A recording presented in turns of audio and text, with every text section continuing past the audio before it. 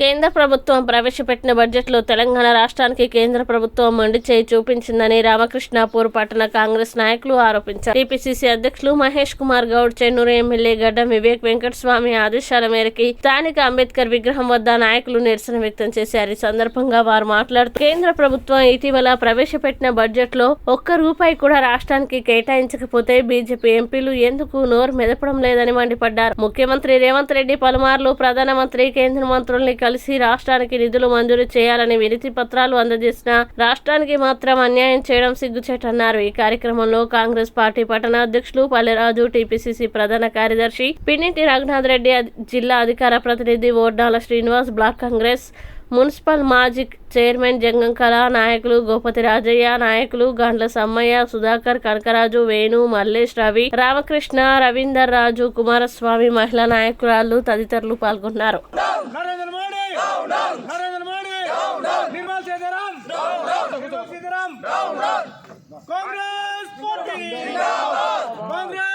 చాలా దురదృష్టకరం.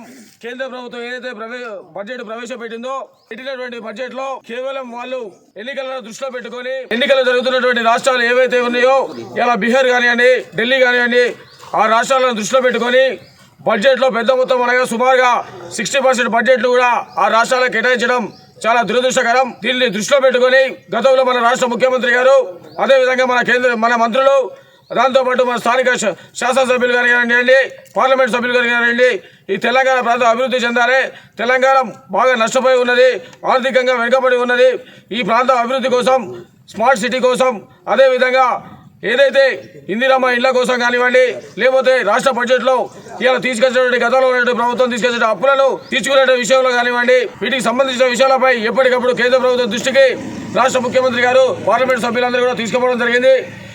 తీసుకుపోయినటువంటి సమస్యలను పక్కన పెట్టి ఇలా కేవలం ఎన్నికలు జరుగుతున్నటువంటి ఢిల్లీ కానివ్వండి, బీహార్ రాష్ట్రాలకే పెద్దపీట వేసి తెలంగాణ రాష్ట్రాన్ని వెనుకబాటు పడే విధంగా ఇలా కేంద్ర ప్రభుత్వం బడ్జెట్ పెట్టడం చాలా అవమానకరం, సిగ్గుచేటు.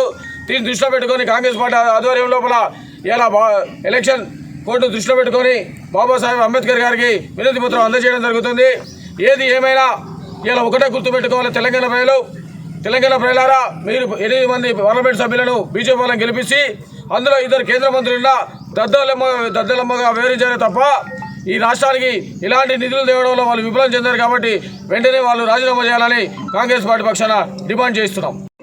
తెలంగాణ రాష్ట్రానికి బడ్జెట్ కేటాయింపులప్పుడు అన్యాయం జరిగిందని టీపీసీసీ పిలుపు మేరకు ఈరోజు కేతనపల్లి మున్సిపాలిటీ పరిధిలో అంబేద్కర్ విగ్రహం వద్ద నిరసన కార్యక్రమాన్ని తెలియజేస్తూ అదేవిధంగా అంబేద్కర్ గారికి వినతి పత్రాన్ని అందజేయడం జరిగింది.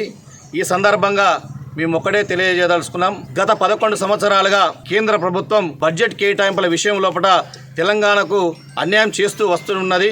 గత సంవత్సర కాలంగా కాంగ్రెస్ ప్రభుత్వం హయాం లోపల ముఖ్యమంత్రి గారి నేతృత్వంలో పలు దఫాలుగా కేంద్ర మంత్రుల్ని, ప్రధానమంత్రి గారిని, అదేవిధంగా హోంశాఖ మంత్రి గారిని, ఆర్థిక శాఖ మంత్రి గారిని కలిసి ఫ్యూచర్ సిటీ కావచ్చు, మెట్రో సిటీ కావచ్చు, RRR కావచ్చు, వివిధ రంగాల లోపల ఏ విధమైనటువంటి ఒక బడ్జెట్ కేటాయింపులు చేయాలని చెప్పి పలు దఫాలుగా వినతి పత్రాలు అందజేసినప్పటికీ కూడా మరి ఆ కేంద్ర మంత్రులు కానివ్వండి, ప్రధానమంత్రి గారి పెడిచేవులో పెట్టేసి ఇలా తెలంగాణ ప్రాంతానికి వివక్షను చూపిస్తూ ఒక సవతి తల్లి ప్రేమను చూపించారు. కాబట్టి ఒక్కడే చెప్పదలుచుకున్నాం, ఇక్కడ 8 మంది ఎంపీలు ఉన్నారు, 2 మంత్రులు ఉన్నారు.